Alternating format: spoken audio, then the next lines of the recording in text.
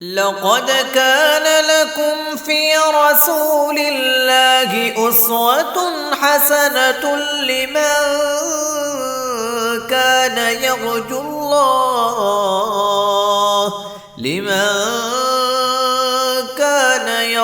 الله واليوم الآخر وذكر الله كثيرا نحمده ونصلي علی رسول الکریم اما بعد صحیح البخاری کتاب العلم باب نمبر 43 حدیث نمبر 121 باب الانصات للعلماء باب اس سلسلہ میں کہ اہل علم کے لیے خاموشی کروانا۔ اہل علم جب بات کریں، علمی کوئی گفتگو کریں تو سامعین کو خود خاموش ہونا چاہیے۔ اگر کسی وجہ سے ان سے غفلت اور سستی ہو جائے تو دیگر جو سمجھدار کوئی آدمی ہے اس کو چاہیے کہ باقی کو خاموش کروا دے۔ اس مقصد کے لیے چونکہ علم کے لیے سفیان ثوری رحمہ اللہ فرماتے ہیں کہ علم کے کچھ تقاضے ہوتے ہیں۔ سب سے پہلے علم کا تقاضا یہ ہے کہ توجہ کی جائے، توجہ کے بعد دوسرا تقاضا یہ کہ خاموشی اختیار کی جائے، اور پھر اس کے بعد علمی بات کو یاد کیا جائے اور پھر اس پر عمل کیا جائے اور پھر اس کا ابلاغ۔ یہ علم کے تقاضے ہوتے ہیں۔ تو نبی صلی اللہ علیہ وآلہ وسلم سے بھی یہ بات ثابت ہے کہ آپ گفتگو فرماتے تو اول تو ہماتن گوش تمام صحابہ کرام خاموشی اختیار کرتے، جس طرح کہ بعض روایات میں آتا ہے کہ صحابہ کرام کی کیفیت یہ ہوتی کہ جیسے سروں پر پرندے بیٹھے ہوتے ہیں کہ معمولی سی بھی حرکت کی تو پرندہ اڑے گا، اتنی بے حس ہو کر کوئی حرکات و سکنات نہیں، اتنی توجہ کے ساتھ اور اتنی آپ کی طرف متوجہ ہو کر بیٹھتے۔ تو چونکہ حجۃ الوداع کے موقع پر رش بہت زیادہ تھا، نفری بہت زیادہ تھی، تو جب زیادہ ہوتی ہے اس وقت کوئی شور شرابہ کچھ نہ کچھ ہو ہی جاتا ہے۔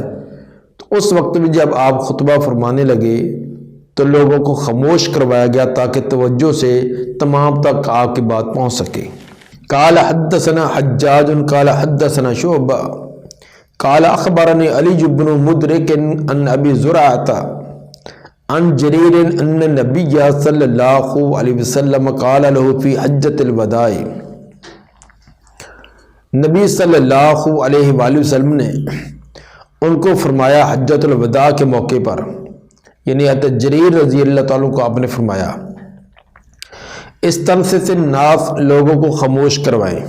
جب لوگ خاموش ہو گئے آپ نے کئی فرامین، کئی باتیں ارشاد فرمائی، ان میں سے ایک یہ تھی فقال لا ترجعوا بعد کفارا، آپ نے فرمایا کہ میرے بعد کفر کی طرف نہ پلٹ جانا، جس کفر کو چھوڑ کر آئے ہو، مسلمان ہوئے ہو، اب دوبارہ اس کی طرف پلٹ کر نہ جانا۔ یضرب بعضکم رقاب بعض، کہ بعض تمہارا بعض کی گردن کو مارنا شروع کر دے، ایک دوسرے کو قتل کرنا شروع کر دے۔ گویا کہ آپس میں ایک دوسرے کو قتل کرنا یہ کفر کے طریقے، کفر کے نظام کی طرف پلٹنا ہے۔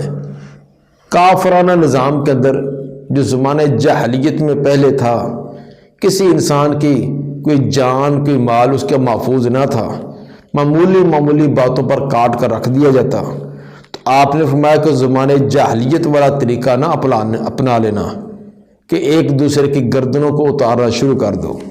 اب سوال یہ ہے کہ کیا کوئی کسی کو قتل کر دے تو اس سے کیا کفر لازم آئے گا؟ حدیث کے یہ ظاہری الفاظ یہ کہ لا ترجعوا بعد کفارا، میرے بعد کفر کی طرف نہ پلٹنا، اور کفر کی طرف پلٹنے کے کاموں میں سے ایک یہ بیان کیا کہ یضرب بعضکم رقاب بعض، بعض برد کی گردن اتارنا شروع کر دے۔ اس کے علماء نے مختلف مفہوم بیان کیے ہیں۔ ایک تو یہ کہ کسی مسلمان کے قتل کو جائز سمجھ کر، حلال سمجھ کر، جائز سمجھ کر کوئی قتل کرتا ہے تو وہ اسلام سے خارج ہو جاتا ہے۔ اگر کوئی یہ سمجھتا ہے کہ کسی مسلمان کو قتل کرنا ناجائز ہے، حرام ہے، منع ہے، پھر بھی جذبات کے ہاتھوں مجبور ہو گیا ہے، کسی اور دشمنی کی وجہ سے، کسی عداوت کی وجہ سے، کسی دنیاوی مفاد اور اس پر غالب آ گئے ہیں، یہ عقیدہ یہی ہے کہ مسلمان کو قتل کرنا جائز نہیں، لیکن پھر کر بھی دیتا ہے، تو ایسا اسلام سے خارج نہیں ہوگا۔ البتہ جو مسلمان کے قتل کو جائز قرار دے، جائز سمجھ کر کرے، وہ کافر ہوتا ہے، اس سے وہ مراد ہے۔ ایک جواب تو یہ دیا گیا ہے۔ دوسرا یہ کہ یہ کام کافروں جیسا کام ہے، ان کی مشابہت والا ہے، تو مطلب یہ تھا کہ کافروں جیسا کام، ان جیسے طریقہ نہ اپنا لینا، کسی کو قتل کر دینا ان کے نزدیک تو یہ گاجر مولی کی طرح کاٹ کر رکھ دینا کوئی حیثیت نہیں تھی۔ یہ تو اسلام نے انسان کا شرف اور انسان کا وقار جو ہے اس کو محفوظ کیا، تو یہ کسی مسلمان کو قتل کرنا یہ کافروں کے عمل سے مشابہت ہے، یہ مشابہت کی بنا پر کہا گیا۔ تیسرا جواب یہ دیا گیا کہ لا ترجعوا، یہ لا ترتدوا کے معنی میں ہے، اس اعتبار سے معنی بنے گا کہ نہ تم مرتد ہو جانا میرے بعد کفر کی طرف، اسلام لانے کے بعد دوبارہ کفر کی طرف پلٹ کر نہ جانا۔ اور چوتھا مفہوم اس کا یہ بیان کیا گیا ہے کہ نعمت اسلام کی ناشکری مراد ہے، یا کفر سے مراد ناشکری ہے، کیونکہ کفر کا لفظ جیسے اسلام سے خروج پر بولا جاتا ہے، اسی طرح ناشکری پر بھی بولا جاتا ہے۔ تو مطلب یہ ہے کہ اسلام کی عظیم نعمت جو اللہ نے تمہیں عطا کر دی ہے، اور اس اسلام کی نعمتوں میں سے جو تمہیں زندگی گزارنے کے طریقے بتلائے کہ ایک دوسرے کی عزت کو، ایک دوسرے کی جان کو، مال کو محفوظ رکھنا، یہ تمام اسلام کی نعمتیں ہیں، تو تم اس کا انکار نہ کر دینا، ناشکری نہ کر دینا۔ اور ناشکری کیسے ہوگی کہ ایک دوسرے کو قتل کرنا شروع کر دو۔ اور بعد میں یہ بھی مفہوم بیان کیا کہ یہ زجر و توبیخ کے لیے، یہ جو کہا کہ لا ترجعوا بعد کفارا، کہ ایک دوسرے کو قتل کر کے کفر کی طرف نہ پلٹنا، یہ زجر و توبیخ ہے کہ یہ بہت بڑا گناہ ہے، بہت بڑا گناہ ہے، لیکن حقیقتاً اسلام سے خروج مراد نہیں ہے۔ تو بہرحال یہ متعدد اس کے مفہوم بیان کیے گئے ہیں کہ کفر سے مراد یہاں کون سا معنی ہو سکتا ہے۔ ہر صورت میں مطلب یہ ہے کہ اسلام لانے کے بعد دوبارہ زمانہ جاہلیت والا طریقہ، ان کا انداز یہ نہ اپنا لینا کہ ایک دوسرے کا خون جو اس کو اتنا سستا سمجھ لینا کہ معمولی باتوں پر یا آپس کے تنازع جو ہیں ان کے نتیجے میں ایک دوسرے کی زندگیوں کو ختم کرنے کے درپے ہو جاؤ، ایسے مت کرنا۔ یہ روایت امام بخاری رحمہ اللہ 3 جگہ اور بھی لائی ہیں۔ باب نمبر 44، باب ما یستحب للعالم اذا سئل ای الناس عالم فیاکل العلم الی اللہ۔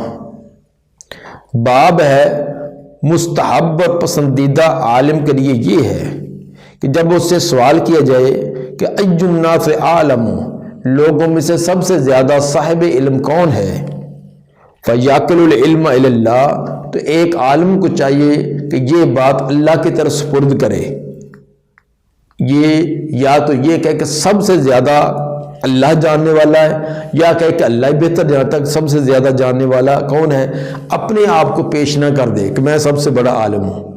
یہ ایک فخر اور تکبر والا انداز ہے، تو علم کو اللہ کے سپرد کر دینا چاہیے۔ یہ کہے کہ اللہ ہی بہتر جانتا، سب سے زیادہ عالم کون ہے، اپنے آپ کو یہ کہے کہ باقی اور بھی مجھ سے بھی زیادہ صاحب علم ہے، میں کوئی بہت بڑا عالم نہیں ہوں، تو اپنے عاجزی اور انکساری کا اظہار کرنا چاہیے۔ اس سلسلہ کے اندر ایک طویل واقعہ جو آگے حدیث کے اندر بیان کیا گیا ہے، وہ قرآن کے اندر بھی ہے، قرآن کے اندر اختصار کے ساتھ ہے، اور حدیث کے اندر بھی امام صاحب نے ان کو تفصیل کے ساتھ اس حدیث کو بیان کیا۔ قال حدثنا عبداللہ بن محمد الجوفی امام بخاری کے شیخ مراد ہیں۔ قال حدثنا سفیان سے مراد سفیان بن عیینہ۔ قال حدثنا عمر سے مراد عمر بن دینار ہے۔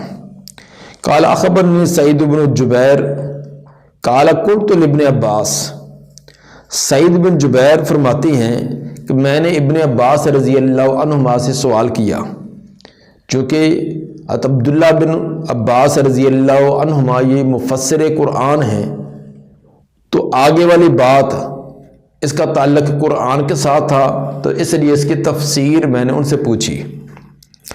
بات یہ پوچھی کہ ان نوفل البقالیہ یزعم ان موسیٰ لیس بموسیٰ بنی اسرائیل۔ میں نے ابن عباس سے یہ سوال کیا کہ نوفل بقالی وہ یہ دعویٰ کرتا ہے کہ موسیٰ جو ہے یہ موسیٰ بنی اسرائیل والا نہیں ہے۔ مطلب سورہ کہف میں جس موسیٰ علیہ السلام کا تذکرہ ہے، تو نوفل بقالی کا دعویٰ یہ تھا کہ یہ موسیٰ بن عمران نہیں جو کہ پیغمبر تھا، بلکہ یہ موسیٰ بن میشا جو حضرت یوسف علیہ السلام کے پوتے ہیں وہ مراد ہیں۔ حضرت ابن عباس رضی اللہ عنہما بھی اور سعید بن جبیر رضی اللہ عنہ بھی اسی بات کے قائل تھے کہ اس سے مراد موسیٰ پیغمبر ہے جو بنی اسرائیل والے ہیں، جو حضرت خضر علیہ السلام کے ساتھ جنہوں نے سفر کیا یہ وہ مراد ہے۔ لیکن نوفل بقالی کا یہ دعویٰ تھا کہ یہ موسیٰ وہ مراد نہیں بلکہ موسیٰ بن میشا مراد ہیں۔ نوفل بقالی اس کے ابو یزید کنیت تھی، اور نوفل بن فضالہ بقالی تھا جو دمشق کے مشہور عالم اور جلیل القدر تابعی بھی تھے۔ ان کا دعویٰ یہ تھا کہ اس سے مراد بنی اسرائیل کی طرف جو پیغمبر بنا کر بھیجے گئے موسیٰ علیہ السلام وہ مراد نہیں، کیونکہ وہ موسیٰ بن عمران ہیں۔ چنانچہ حضرت سعید بن جبیر رضی اللہ تعالیٰ نے اپنے اس شک کو دور کرنے کے لیے ابن عباس سے یہ سوال کیا، یزعم ان موسیٰ لیس بموسیٰ بنی اسرائیل، اس کا دعویٰ یہ ہے کہ یہ موسیٰ بنی اسرائیل والا موسیٰ نہیں ہے، انما ہوا موسیٰ آخر، یہ کوئی دوسرا موسیٰ ہے۔ فقال کذب عدو اللہ، ابن عباس رضی اللہ تعالیٰ فرمانے لگے غلط بات کہی اللہ کے دشمن نے، اللہ کے دشمن نے غلط بات کہی۔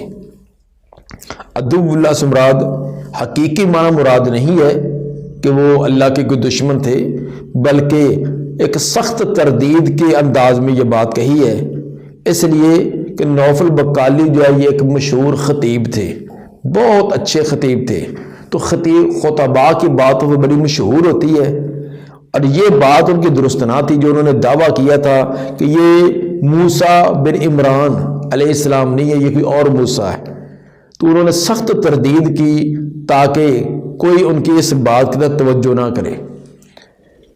تو علماء حق کی طبیعت وہ یہ برداشت نہیں کر سکتی کہ حق کے کوئی خلاف بات ہو، تو بسا اوقات جو حق کے خلاف بات ہے اس کو سن کر بڑے جذبات میں آ جاتے ہیں۔ تو ابن عباس رضی اللہ عنہما نے بھی اس طرح جذباتی انداز کے اندر سخت تردید کرنے کا ارادہ تھا، ورنہ یہاں حقیقی اللہ کا دشمن ہونا مراد نہیں تھا۔ اور یہ بھی ان کا حق بنتا تھا، کیونکہ ابن عباس رضی اللہ عنہما وہ صحابی ہیں اور نوفل بقالی تابعی ہیں، وہ شان میں، مرتبہ، مقام میں، عمر میں ہر اعتبار سے بڑے تھے، تو بڑا جیسے کہ شاگرد کو ڈانٹتا ہے، چھوٹے کو ڈانٹتا ہے، اس طرح سخت لفظ کہہ بھی دیا تو ان کو تو یہ حق بنتا تھا۔ لیکن ہم نوفل بقالی کے بارے میں بدگمانی نہیں کر سکتے، کیونکہ وہ تابعی ہیں اور وہ صاحب علم تھے۔ ایک آدھی بات کے اندر ان کا کوئی نظریہ مختلف تھا، تو اس کے بنا پر ان کے بارے میں بدگمانی کرنا یہ درست نہیں۔ حدثنا ابی بن کعب، ابن عباس رضی اللہ عنہ فرمانے لگے کہ ہمیں یہ بات بیان کی ابی بن کعب نے ان نبی صلی اللہ علیہ وسلم، اور وہ نبی صلی اللہ علیہ وسلم سے بیان کرتے ہیں۔ اب پورا انہوں نے واقعہ بیان کیا یہ ثابت کرنے کے لیے کہ کہ واقعی یہ موسیٰ بن عمران یعنی وہ پیغمبر ہیں جو بنی اسرائیل کی طرف بھیجے گئے تھے۔ فرماتے ہیں کہ نبی صلی اللہ علیہ وسلم نے فرمایا کہ قام موسیٰ النبی خطیباً فی بنی اسرائیل، کھڑے ہوئے موسیٰ علیہ السلام جو ان کے نبی ہیں خطبہ دینے کے لیے بنی اسرائیل میں۔ فسئل ای الناس عالم، ان سے سوال کیا گیا کہ لوگوں میں سے سب سے زیادہ علم والا کون ہے۔ اب اس سے پہلے جملے سے ثابت ہو گیا قام موسیٰ النبی خطیباً فی بنی اسرائیل کہ یہ موسیٰ علیہ السلام وہی ہے جو بنی اسرائیل کی طرف پیغمبر بن کر آئے تھے۔ سوال موسیٰ علیہ السلام سے یہ کیا گیا کہ لوگوں میں سے سب سے زیادہ صاحب علم کون ہے؟ فقال انا عالم، تحت موسیٰ علیہ السلام نے فرمایا کہ میں سب سے زیادہ صاحب علم ہوں، سب سے زیادہ عالم میں ہوں۔ چونکہ موسیٰ علیہ السلام پیغمبر تھے اور پھر خصوصاً اولو العزم پیغمبر، اولو العزم پیغمبر ہیں، بڑی شان و مقام والے ہیں، اور یقیناً پیغمبر جو ہے وہ سب سے زیادہ صاحب علم ہوتا ہے۔ اس چیز کو دیکھتے ہوئے حضرت موسیٰ علیہ السلام نے کہہ دیا کہ سب سے زیادہ علم میرے پاس ہے۔ اگرچہ بات ٹھیک تھی کہ موسیٰ علیہ السلام کے پاس علم تھا، اللہ نے بہت علم دیا تھا، لیکن اس کے اندر اپنے آپ کو ایک بڑا سمجھنا کہ سب سے بڑا میں ہی ہوں، یہ اللہ کو انداز پسند نہ آیا کہ اس کے اندر آنا والی بات ہے کہ میں سب سے ہوں۔ تو چاہیے تو یہ تھا کہ اللہ کی طرف نسبت کر دی جاتی، لیکن اللہ کی طرف نسبت کرنے کے بجائے یہ اپنی طرف نسبت کرنا، تو یہ اللہ کو انداز پسند نہ آیا۔ فعاتب اللہ علیہ، تو اللہ تعالیٰ نے ان پر کچھ عتاب کیا، اس بات کی گرفت کی۔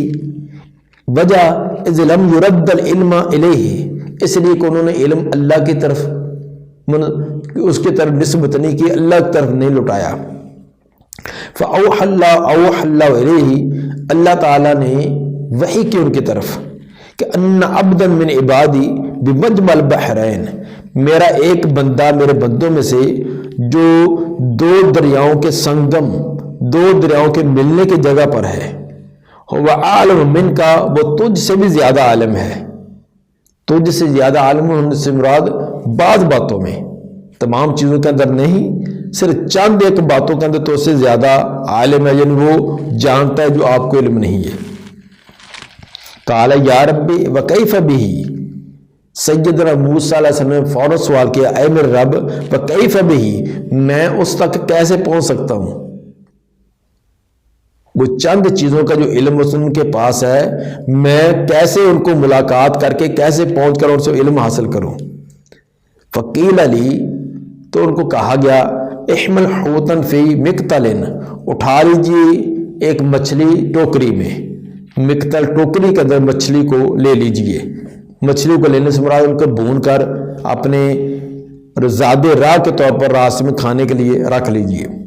فَإِذَا فَقَدْتَهُ فَهُوَ ثُمَّ، جہاں آپ اس کو گم پائیں تو وہ وہیں آپ کو ملے گا، جہاں مچھلی گم ہو جائے، کوئی خرق عادت واقعہ ظاہر ہو کر، تو وہ آدمی وہیں آپ کو ملے گا۔ اب اندازہ کیجئے کہ موسیٰ علیہ السلام کا علم کا شغف کس قدر ہے کہ پتہ چلا کہ چند چیزوں کا علم ایک دوسرے آدمی کے پاس ہے، تو تمام کے تمام فکریں اور سوچیں چھوڑ کر صرف ایک ہی دھن ہے کہ وہ علم مجھے حاصل ہو جائے۔ پھر اللہ تعالیٰ نے یہ نہیں فرمایا کہ آپ پیغمبر ہیں، آپ یہاں بیٹھے، میں اس آدمی کو آپ کے پاس لاتا ہوں، بلکہ فرمایا کہ آپ اس کے پاس جائیں۔ تو ثابت ہوا کہ علم حاصل کرنے کے لیے جس کو علم کی چاہت ہے، پیاس ہے، وہ اس کے پاس جانا چاہیے۔ پیاسا جو ہے وہ پانی کے پاس جاتا ہے، پانی نہیں آیا کرتا۔ تو گھر بیٹھے بٹھائے علم حاصل یہ نہیں، علم کے لیے سفر کرنے پڑتے ہیں، محنتیں مشقتیں برداشت کرنا پڑتی ہیں۔ پھر اللہ تعالیٰ نے واضح کوئی جگہ نہیں بتلائی کہ وہ فلاں جگہ وہ بیٹھے ہیں، آپ کو ان کو وہاں جا کر ملاقات کر لیں، فلاں مسجد میں، فلاں مدرسہ میں، نہ، فرمایا کہ مچھلی لیں، جہاں مچھلی گم ہو جائے وہیں وہ ملیں گے، تاکہ یہ پوری کی پوری توجہ رہے اس بات کی طرف، تلاش بھی کرتے رہے اور محنت اور مشقت کے ساتھ اس کو تلاش کیا جائے۔ مقصد یہی تھا کہ علم محنت مانگتا ہے، مشقت مانگتا ہے۔ الغرض علم انسان سے سب کچھ طلب کرتا ہے، وقت بھی، صحت بھی، آرام سکون بھی، اور اسی طرح روپیہ پیسہ بھی، سب کچھ علم کے لیے لٹائیں تو پھر علم کچھ نہ کچھ دیتا ہے۔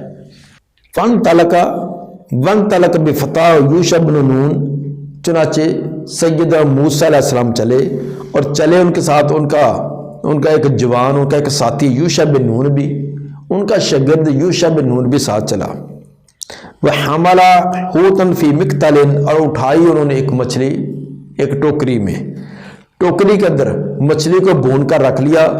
استاد شاگرد نے سفر شروع کر دیا۔ فَإِذَا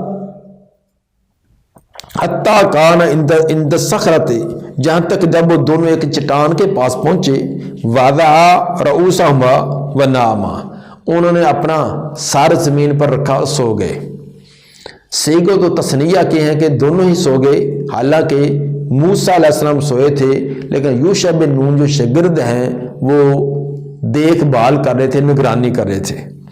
حالانکہ تھکاوٹ تو دونوں کی ہے، دونوں کو ہی ہے، سفر دونوں نے برابر کیا ہے۔ پھر مزید یہ کہ یوشع بن نون نے وہ ٹوکری بھی اٹھائی ہوئی ہے، جبکہ موسیٰ علیہ السلام خالی ہاتھ ہیں، لیکن موسیٰ علیہ السلام آرام کر رہے ہیں، شاگرد جو ہے پہرا دے رہے ہیں۔ تو ثابت یہ ہوا کہ شاگرد کو کہ مشقت اور محنت برداشت کر کے بھی اپنے اساتذہ کی خدمت کرنی چاہیے۔ اور یہ بھی ثابت ہوا کہ ظاہری اسباب اور وسائل کو اختیار کرنا یہ توکل کے منافی نہیں ہے۔ یہ نہیں کہا کہ ہم اللہ کے راستے میں نکلے ہیں تو ہم دونوں سو جاتے ہیں، یہاں کوئی پریشانی نہیں آئے گی۔ تو موسیٰ علیہ السلام سوئے ہیں، یوشع بن نون نگرانی، پہرے پر، کوئی درندہ، کوئی موذی جانور، کوئی اور دشمن کوئی حملہ نہ کر دے، تو ظاہری اسباب کو اپنانا اس کا بھی اللہ نے حکم دیا ہے۔ فَانْسَلَّ الْحُوتُ مِنَ الْمِكْتَلِ، چنانچہ مچھلی جو ہے وہ نکلی اس ٹوکری سے، وہ جو مردہ مچھلی تھی بوندی وہ زندہ ہوئی اور حرکت کرتی، ساتھ ہی دریا میں چھلانگ لگا دی۔ چنانچہ سورہ کہف کے آیت نمبر 61 میں اللہ نے اسی کی طرح اشارہ کرتے فرمایا فَاتَّخَذَ سَبِيلَهُ فِي الْبَحْرِ سَرَبًا، بنا لیا اس نے راستہ دریا کے اندر ایک سرنگ کی طرح۔ مچھلی نے جب پانی میں چھلانگ لگائی تو جیسے جیسے مچھلی گزرتی جا رہی تھی پانی کے اندر، اسی طرح پیچھے سرنگ بنتی جا رہی تھی۔ حالانکہ پانی تو فوراً مل جاتا ہے، لیکن یہ خرق عادت واقعہ کہ پانی اسی طرح رکا ہوا ہے اور درمیان مچھلی جاتی نظر آ رہی ہے کہ سرنگ بنتی جا رہی ہے۔ وَقَانَ لِمُوسَى وَفَتَاهُ عَجَبًا، یہ موسیٰ علیہ السلام اور ان کے شاگرد جوان کے لیے یہ بڑی تعجب والی بات تھی۔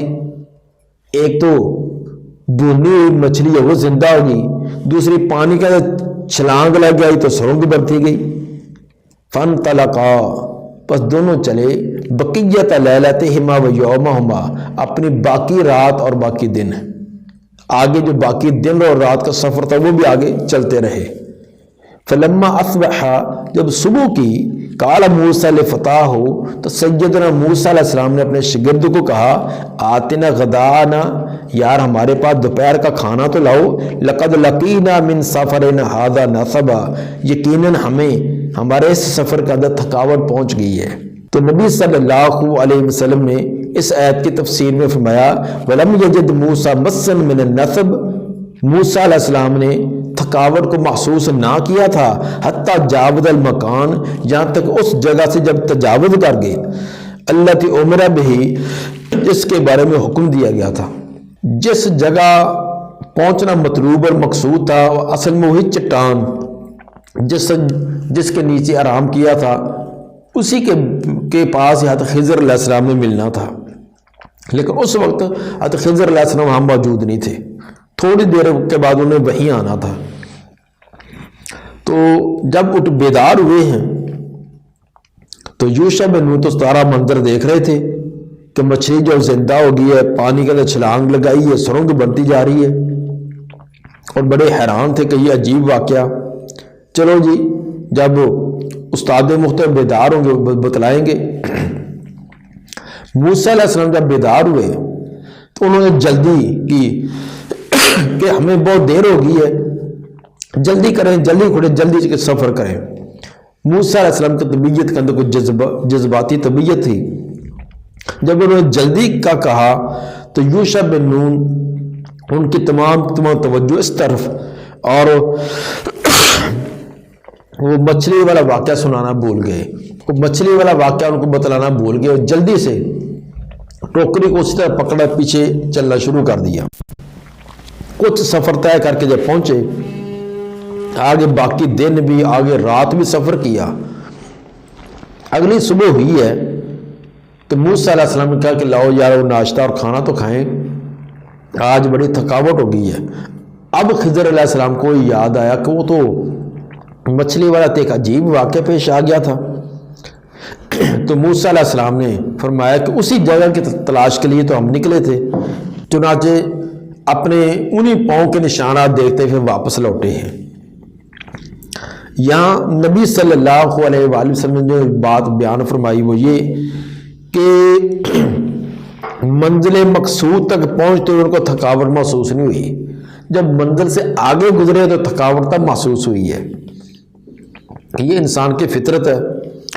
آپ ایک لمبا سفر کرتے ہیں، مثلا 4 گھنٹے کا سفر کیا، کہیں دور کی جگہ پر آپ نے جانا ہے، تو آپ کو اتنی کوفت اور تھکاوٹ نہیں ہوگی کہ جب آپ منزل پر پہنچے تو مثلا بس میں بیٹھے تھے، آپ کی آنکھ لگ گئی، تھوڑی دیر بعد آنکھ کھلی تو پتہ چلا تو میں تو 4-5 کلومیٹر آگے نکل آیا ہوں۔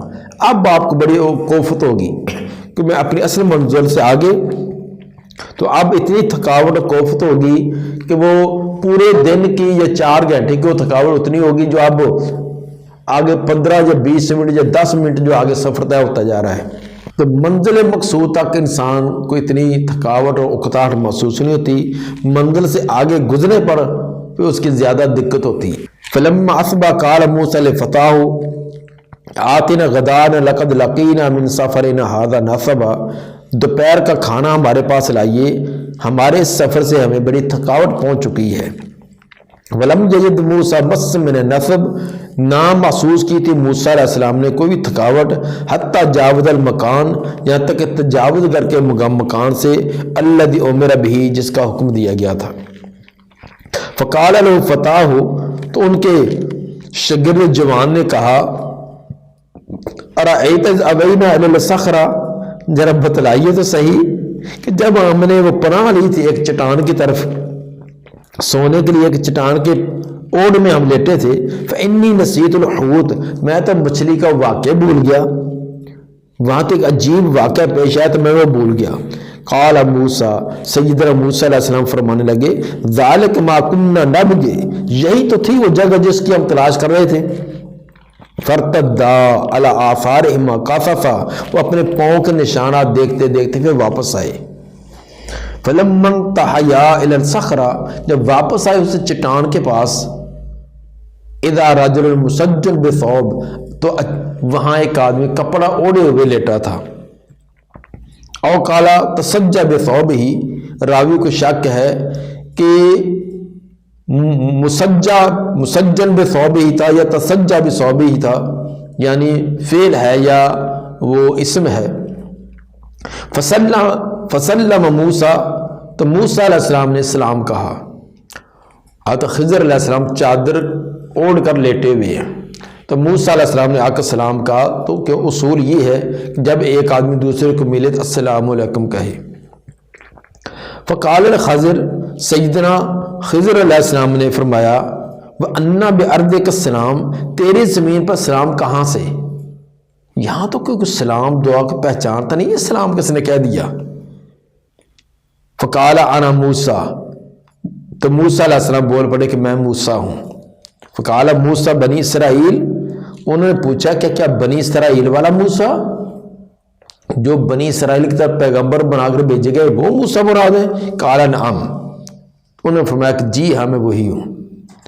ثابت سے یہ ہوا کہ جو ابن عباس رضی اللہ عنہما کا نظریہ تھا کہ جس موسیٰ کا تذکرہ سورہ کہف کے اندر کیا گیا ہے اور اس کا خضر علیہ السلام کی طرف جانے کا سفر ہے، وہ موسیٰ علیہ السلام پیغمبر ہیں جو بنی اسرائیل کی طرف بھیجے گئے تھے۔ نوفل بقالی کا جو دعویٰ تھا وہ درست نہیں ہے، وہ کہتے تھے یہ موسیٰ بن میشا جو کہ یوسف علیہ السلام کے پوتے ہیں، حالانکہ ان کی بات درست نہیں تھی۔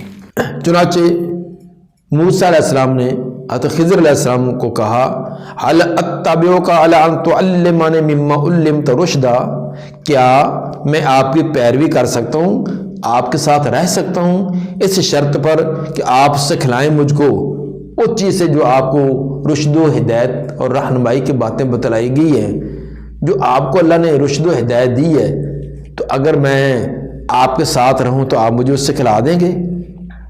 قال انک لن تستطیع معی صبرا، انہوں نے کہا کہ آپ میرے ساتھ رہنے کی طاقت نہ رکھیں گے، آپ میرے ساتھ نہیں رہ سکتے۔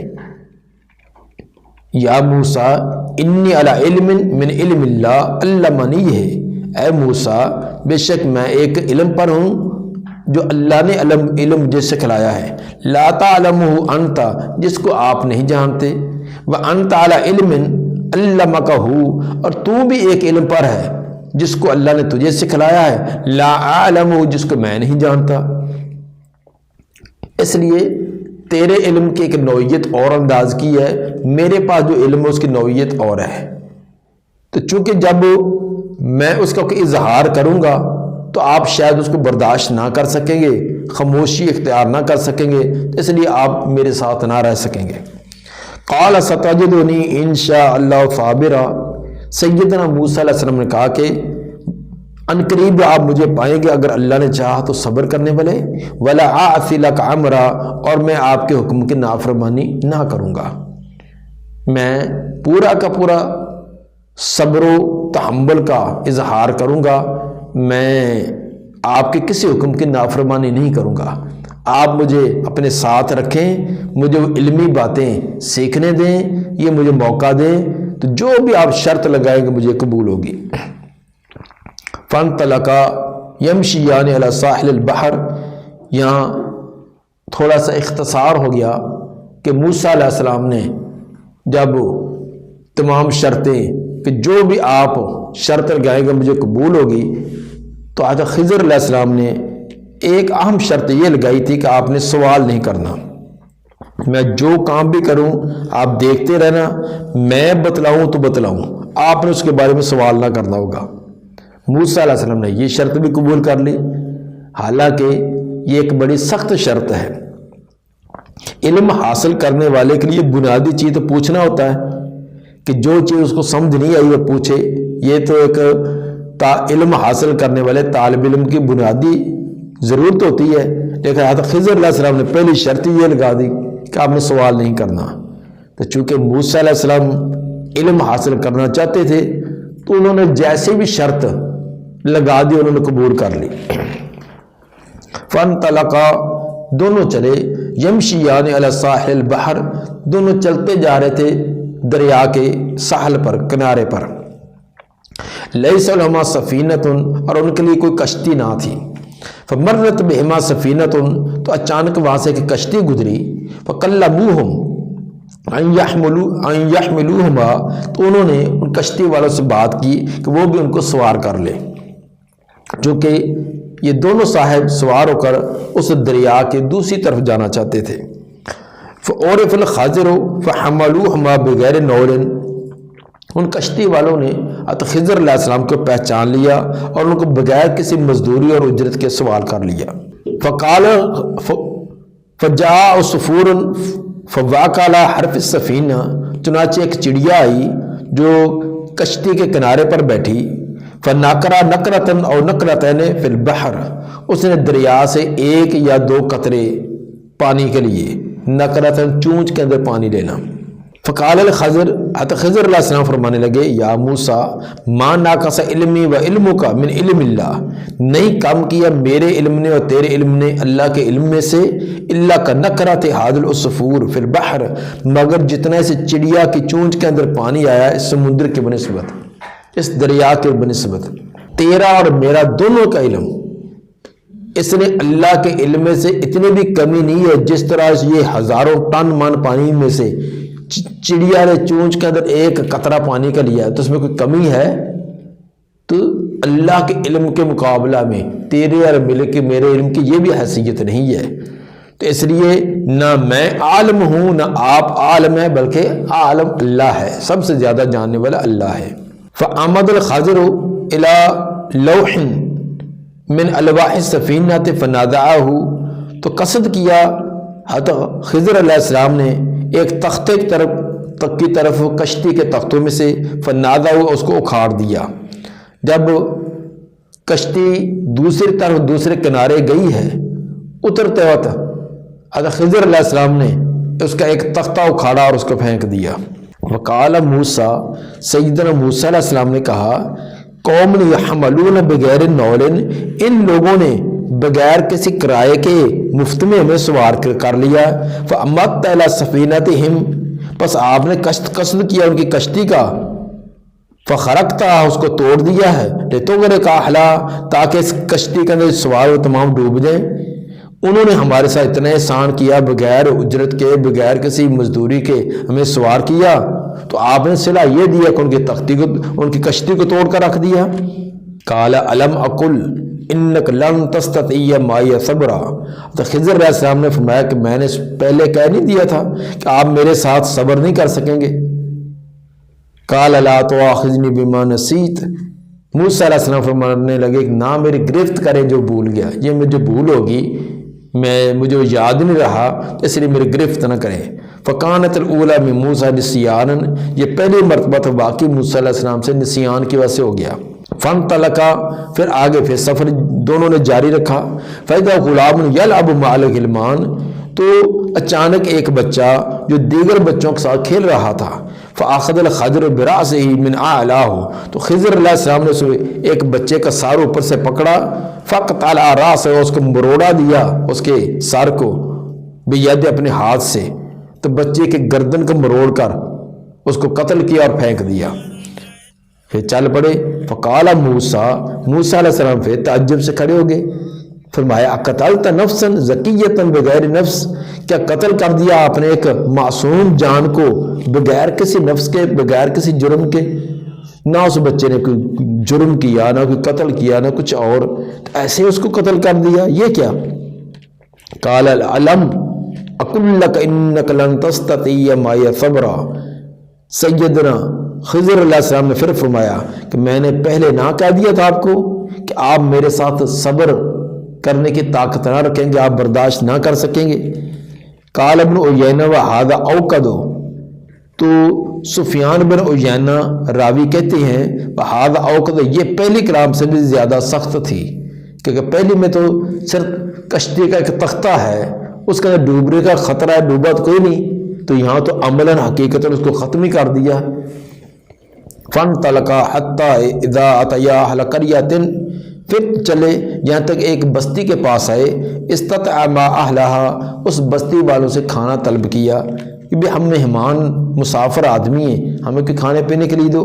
فابوا ان یضیفوہما، تو انہوں نے انکار کر دیا ضیافت سے. انہوں نے کہا کہ ہمارے ہاں رواج نہیں ہے یہ مہمانیاں کرنے کا، ہم تو اپنا پیٹ بڑی مشکل سے پالتے ہیں، تو ہم کوئی ضیافت نہیں کریں گے. فوجد فیہا جدارا، چنانچہ موسیٰ علیہ السلام اور خضر علیہ السلام نے اسی بستی کے اندر ایک دیوار کو دیکھا، یرید ان ینقض، جو گرنا ہی چاہتی تھی، جھکی کھڑی تھی، گرنے کے قریب تھی. فاقامہ، تو حضرت خضر علیہ السلام نے اس کو سیدھا کر دیا. قال الخضر بیدہ فاقامہ، تو خضر علیہ السلام نے اپنے ہاتھ کا اشارہ کیا، اس کو سیدھا کر دیا، یعنی گرا کر نہیں بنائی بلکہ ہاتھ لگایا تو معجزانہ طور پر وہ سیدھی ہوگی. قال له موسیٰ، سیدنا موسیٰ علیہ السلام نے پھر سوال کر دیا، لو شئت لاتخذت علیہ اجرا، اگر آپ چاہتے تو اس پر کی مزدوری لے لیتے. وہ آگے والے لوگ ایسے ہیں کہ انہوں نے ہمیں کوئی ضیافت نہیں ہے، کہ کھانے کے لیے نہیں، کوئی بٹھانے کے لیے کوئی اہتمام نہیں کیا، تو ہم مفت میں ان کی دیواریں بنائیں. تو کیا بہتر ہوتا کہ ہم اس کی دیوار بنانے کی کوئی مزدوری لے لیتے، اسی سے ہم اپنے کھانے پینے کا انتظام کر لیتے. قال ھذا فراق بینی و بینک، خضر علیہ السلام نے فرمایا یہ وقت جدائی کا میرے اور تیرے درمیان. 3 میں نے آپ کو چانس دیے آپ برداشت نہیں کر سکے، اب آپ میرے ساتھ نہیں رہ سکتے، اب تیرے اور میرے دل میں جدائی ہے۔ قال النبی صلی اللہ علیہ وسلم یرحم اللہ موسیٰ، نبی صلی اللہ علیہ وسلم نے فرمایا کہ اللہ سیدنا موسیٰ علیہ السلام پر رحم کرے، لوددنا لو صبرا، ہم تو یہ پسند کرتے کہ اگر صبر کرتے، کیے رکھتے، حتیٰ یقص علینا من امرہما، یہاں تک کہ ہمیں ان کے واقعے سے اور بھی کئی چیزیں بیان کی جاتی، اور بھی کئی واقعات ظاہر ہوتے۔ تو مطلب اس سے امام بخاری نے یہ ثابت کیا ہے کہ کوئی عالم ہے اس کو علم کی نسبت اپنی طرف نہیں کرنی چاہیے، بلکہ علم کی نسبت اللہ کی طرف کرنی چاہیے۔ یہ انسان جتنا زیادہ علم ہو اتنی عاجزی انکساری زیادہ ہونی چاہیے۔ اللہ تعالی ہمیں بھی ان جو ٹوٹے پھوٹے علم ہیں ان پر ہم فخر و تکبر کر کے شیطان کو نہ راضی کریں۔ ہمارے ہاں تو اب جس کو صرف صغیر کی چند گردانیں آ جاتی ہیں تو وہ سمجھتا ہے کہ شاید میں بہت بڑا ایک علامہ بن گیا، ابن تیمیہ بن گیا ہوں، بلوغ المرام اس کو آتی نہیں ہے، اور اپنے آپ کو شیخ الحدیث اور اس طرح بڑے بڑے دعوے کرنے شروع کر دیتے ہیں۔ یہ تمام علم کا ایک تکبر اور فخر ہوتا ہے۔ تو اس لیے صاحب علم جو ہے ان کو عاجزی انکساری والا پہلو اختیار کرنا چاہیے۔ اللہ تعالیٰ میں عمل کی توفیق عطا فرمائے۔ سبحان ربک رب العزت عما یصفون والسلام علی المرسلین والحمد للہ رب العالمین۔